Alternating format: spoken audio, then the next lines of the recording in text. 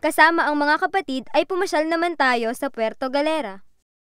Nasa 43 kilometers lamang ang distansya ng Puerto Galera mula sa Calapan City. Ibig sabihin, mula Calapan, nasa 1 oras lang mahigit ang biyahe papunta rito. Welcome to Puerto Galera! First destination natin ay ang Tamaraw Falls.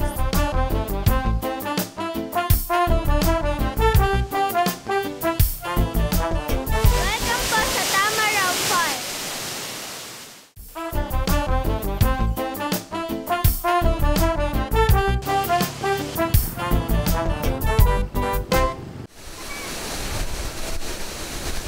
Ang Tamaraw Falls is the most visible falls sa Oriental Mindoro. It's located along the highway, and I believe it is the most photographed falls in the province.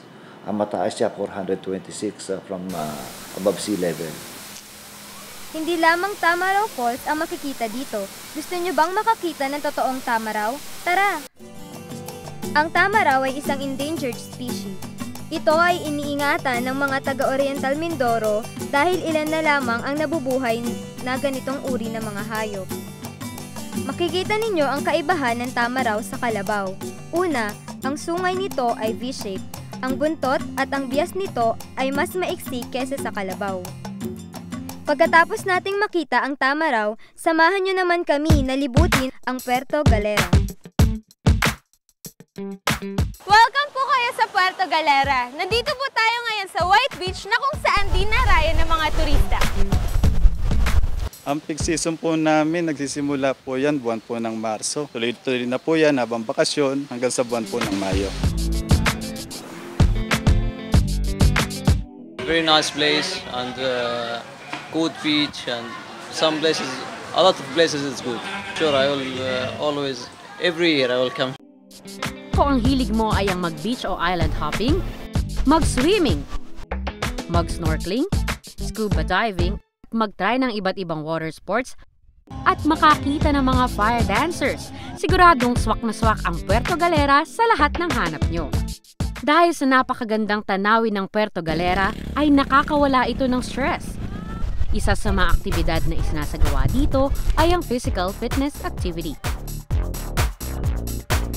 Ang layunin po namin, kaya namin sinagawa ang physical fitness ay para maisulong ang pangangalaga sa kalusugan. At ang isa pa ay para lalong tumatag ang pagsasama ng bawat sambahayan. Nagtungo ang mga kaanib sa Iglesia ni Cristo ng lokal ng Puerto Galera at iba pang karatig lokal upang makaisa sa aktibidad na isinagawa. Stretching dito, stretching doon, exercise dito, exercise doon. Talaga namang enjoy na enjoy ang mga kapatid natin, bata man o matanda. Sinasagawa po namin ang ganitong programa sa loob ng 1 buwan. Meron po kaming mga sinasagawang family day, physical fitness sa iba't ibang area ng aming distrito. Pagkatapos ng aktibidad na ito, lalo pang nagbanding ang mga kapatid ng Mindoreño. Ano pa ba ang pinakamainam na paraan ng pagbabanding? Siyempre, ang pagkain! Ganito kasarap kumain dito sa Puerto Galera. Tara! Budol fight baka mo? Uso yan rito sa Puerto Galera. Kasama ang mga kapatid natin ay mapapalaban tayo sa kainan. Meron ding dessert, ang original recipe ni kapatid na Maylene. Ito yung pinagmamalaki naming pancake volcano. 6-layer ng pancake, cream at fruit cocktail. Paborito ng mga turistang pupunta dito. Hindi siya kasi kaya ubusin ng isa, so share sila pagka in-order nila. Pagkatapos ng masayang bonding sa White Beach, puntahan naman natin ang isa pang kilalang pasyalan dito sa Oriental Mindoro. Kung hanap nyo ang adventure and excitement, meron sa amin yan!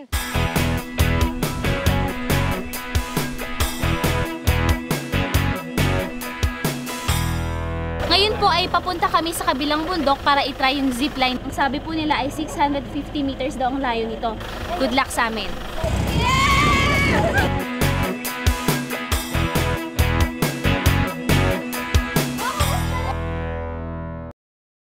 Isa lamang ang zipline sa mga outdoor activities na pwedeng i-enjoy ng mga bakasyonistang dumarayo dito. Sobra the best ang experience. Dapat puntahan nyo to dito sa Oriental Mindoro. Pagkatapos ng zipline, ay hindi namin pinalagpas ang pag-akyat sa cargo net.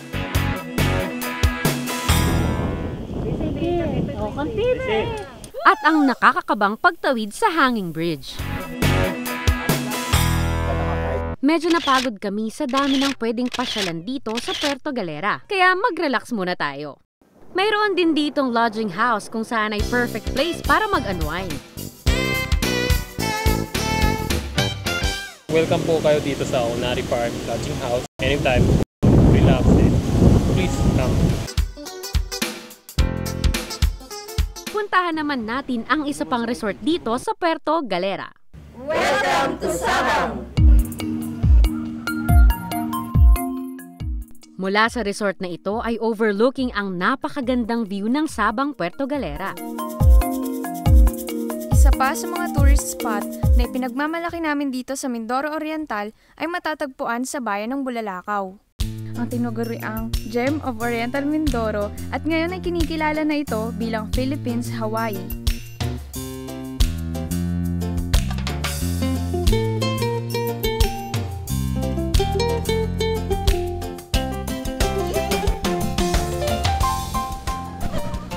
Mula sa Barangay Milagrosa ay halos 30 minutes ang biyahe sa bangka patungo dito sa isla ng Aslom. Dito sa pinakadulong bayan ng Oriental Mindoro, ang bayan ng Bulalakaw matatagpuan ng iba't ibang nagagandahang isla. Isa na rito ang isla ng Aslom. Tara, samahan nyo kami. Libutin natin ang mga isla dito. Alam nyo ba na sa laki at lawak nitong Aslom Island, ang malinaw na tubig dagat, maputi at pinong buhangin, at ang mga corals na matatagpuan dito ay siyang naging atraksyon para mas kahiligan pa itong puntahan ng mga turista. Pinagmamalaki ko po ang bayan ng Bulalakaw dito po sa Oriental Mindoro dahil nandito po ang mga magagandang tanawin. Napakaganda talaga ng Aslom Island dito sa Bulalakaw. Ngayon naman ay puntahan natin ang bayan ng Nauhan. Kung ang hanap mo ay luntian at sariwang hangin, siguradong maiibigan mong magtungo sa bayang ito. Dito rin matatagpuan ang 5th largest lake in the country. Ito ay ang Nauhan Lake at sinasabing nasa 81.25 square kilometers ang laki at lawak ng area nito. Mula sa Nauhan, pinuntahan namin ang isa sa mga malalayong barangay dito, ang Barangay Masaging.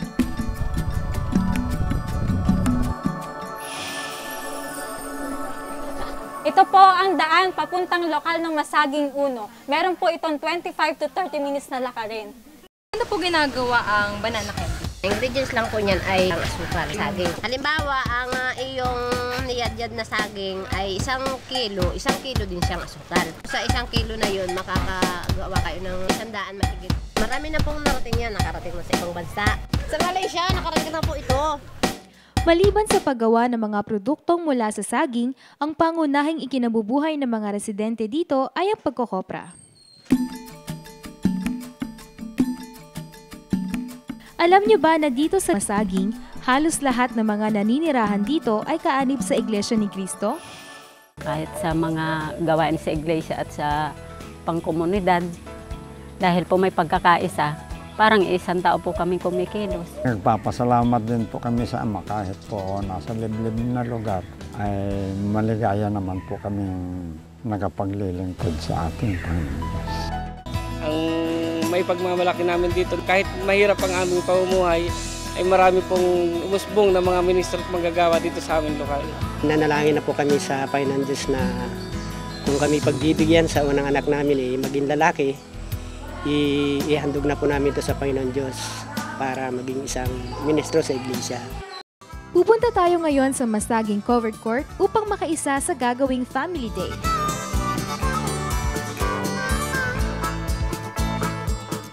Bagamat ang aming lokal bago marating ay maglalakad talaga ng mga 30 minutes mahigit dahil pataas. Masiglang nakilahok ang mga kapatid na dumako dito. Pagkatapos ng nakakaaliw na parlor games, isang masaya at maaksyon na basketball game naman ang aming pinanood. Napakalaki po ng kinalaman nito para ang mga kapatid ay mabuklod. Dahil hindi lang naman po lokal ng Masaging 1 nandito ngayon. Pati yung Masaging 2, Muntilago 1 at Muntilago 2. Napakasaya talaga ng Family Day. Muli na namang nahayag ang pagkakaisa at pag-iibigang magkakapatid sa Iglesia ni Cristo. Hindi lang sa ganitong aktibidad masigla ang mga kaanib dito sa Masaging. Namamalagi ding matibay sa pananampalataya ang mga kaanib sa lokal ng Masaging. Dahil sa matibay na pananampalataya ng mga kaanib sa Iglesia ni Cristo sa lalawigang ito, marami ng mga gusaling sambahan ang naitatag dito sa aming distrito. Samahan niyo kami na pasyalan ng ilan sa mga lokal ng aming lalawigan. Hindi pa man tuluyang nakakadaong ang barko sa Calapan Pier, ay abot tanaw na agad ang gusaling sambahan ng lokal ng Calapan City na siya ring tanggapang pandistrito ng Oriental Mindoro.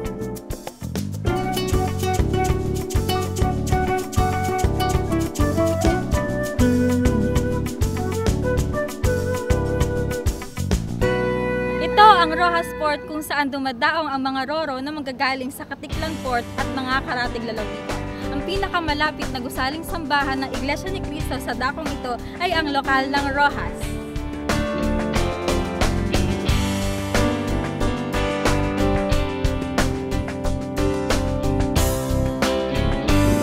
Sangdaan at 2 kilometro mula Kapitolyo ng Oriental Mindoro ay matatagpuan natin ang bayan ng Bungabong.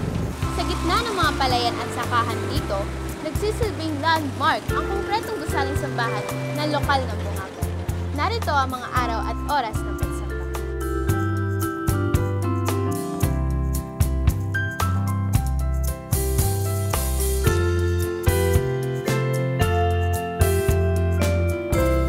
Nagsisilbing boundary ng Oriental Mindoro at Occidental Mindoro ang bayan ng Bulalakaw. At bago pa man po tuluyang makarating sa Occidental Mindoro, ay madadaanan po natin ang gusaling sambahan ng lokal ng Bulalakaw. Kahit na po ito ang dulong lokal ng distrito, ang mga kapatid po dito ay buong sikap na nakikipagkaisa sa pamamahala ukol po sa mga aktibidad gaya po ng pagpapalaganap.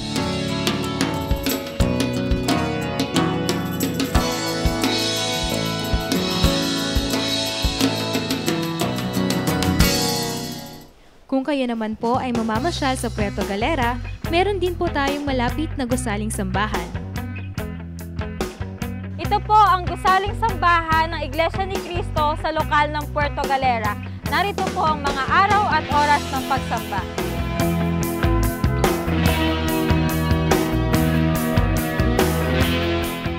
Tawid dagat man o kabundukan ay mayroong mga gusaling sambahan ng Iglesia ni Cristo.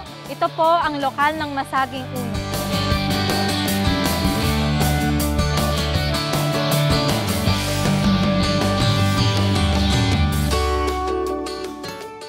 Sa pamamagitan ng walang humpay na pagtuturo at pagpapaalaala ng pamamahala ng mga kalooban ng ating dakilang Diyos. Ang mga kapatid dito ay talagang nakikitaan ng lubusang pagtatalaga, pakikipagkaisa sa lahat ng mga kilusang inilulusan ng pamamahala.